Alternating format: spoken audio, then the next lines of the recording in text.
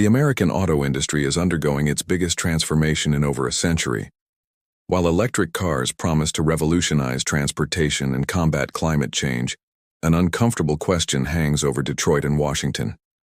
Is this transition breaking the American economy or saving it? The answer is far more complex than the extremes suggest. First, we need to understand the magnitude of the investments.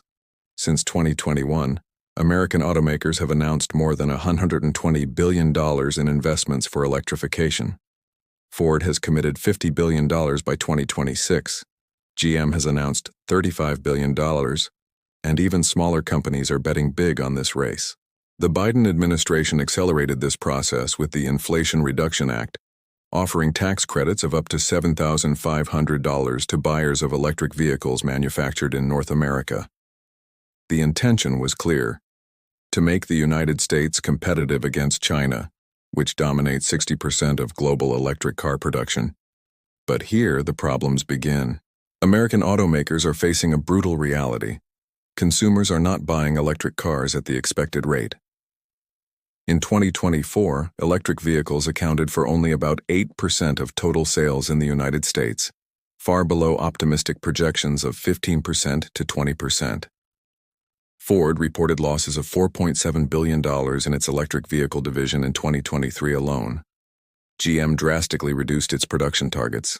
Dealerships across the country have lots full of electric cars that nobody wants to buy. The problem is not just demand.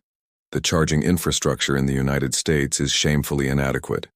While China has installed more than 2 million public charging points, the United States barely reaches 130,000. Driving an electric car outside of major coastal cities is still a risky adventure. Finding a working charger can take hours, and charging time is still measured in tens of minutes, not seconds like refueling with gasoline. There is also the issue of price. Even with government subsidies, most American electric cars cost between $50,000 and $80,000. For a middle-class family earning $70,000 a year, that's simply unaffordable. Meanwhile, China is flooding its markets with electric cars costing between $10,000 and $20,000.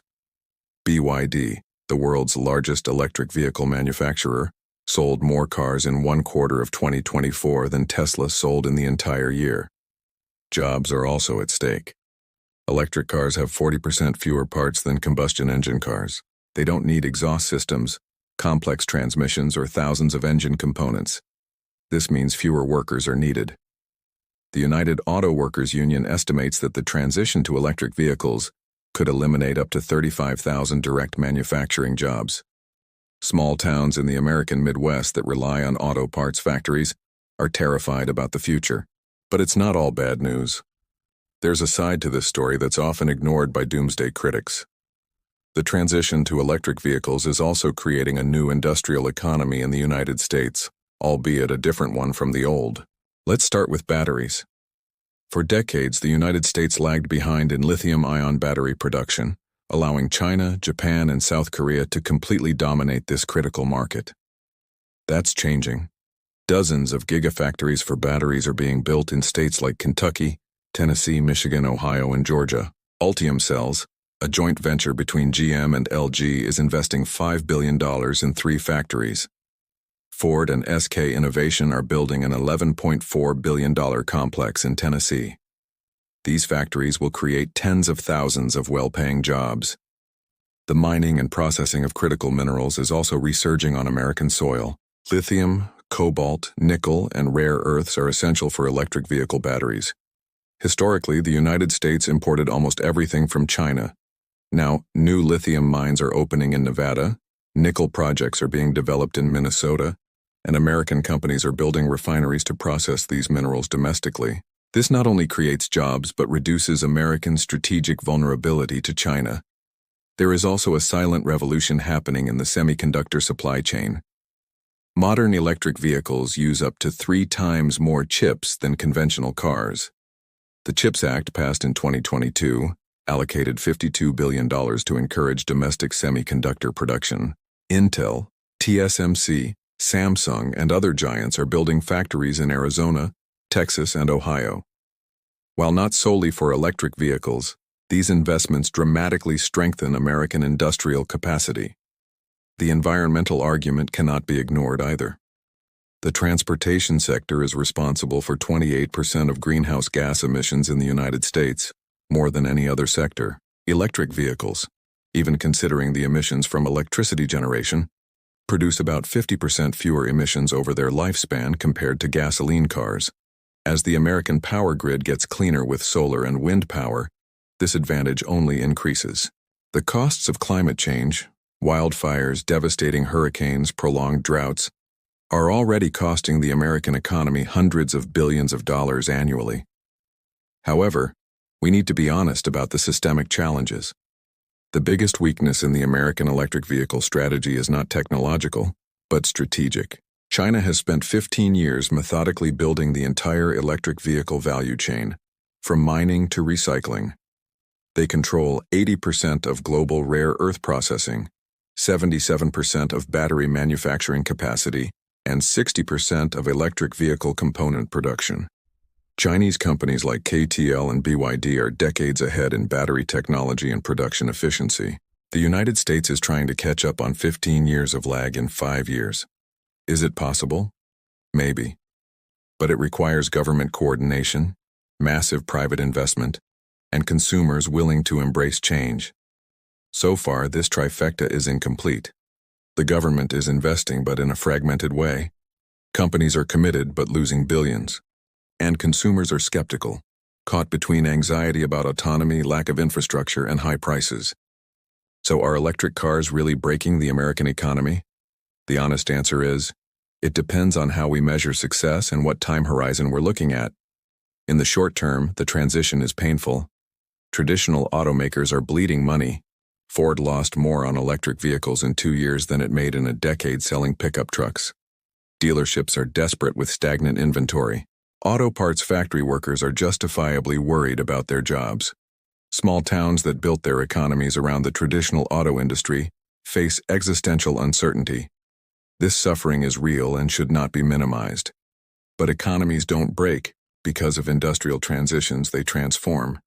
American history is full of examples. When automobiles replaced horses, tens of thousands of coachmen, blacksmiths, and carriage makers lost their jobs.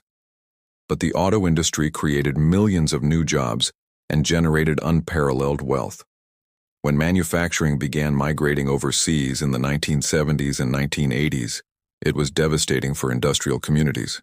But the American economy reinvented itself through technology, services, and innovation. The question is not whether the transition will happen, but how it happens and who pays the price. If America fails to adapt quickly, the result will not only be job losses, but strategic irrelevance. Imagine a future where 90% of global vehicles are electric, but all are manufactured in China, using Chinese batteries, Chinese software, and minerals processed in China. The United States would become dependent on a geopolitical rival for basic mobility. This would be an economic and national security disaster. Alternatively, if America manages to execute this transition well, the payoff is immense.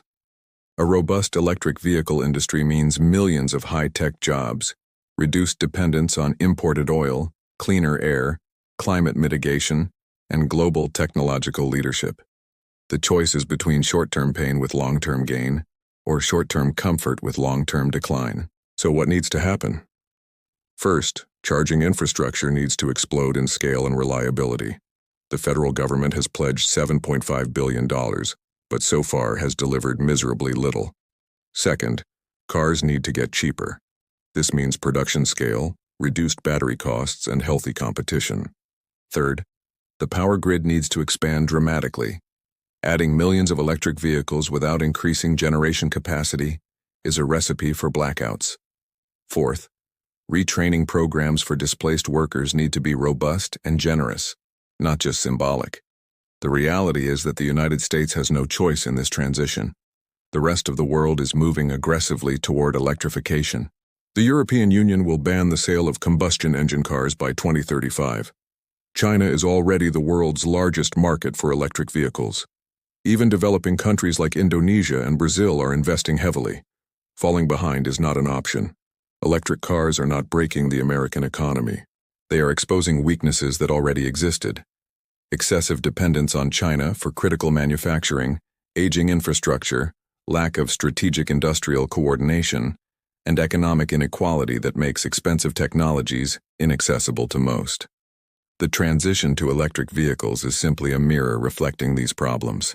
The real question is whether America will have the vision, political will, and execution capacity to transform this moment of crisis into an opportunity for industrial renaissance.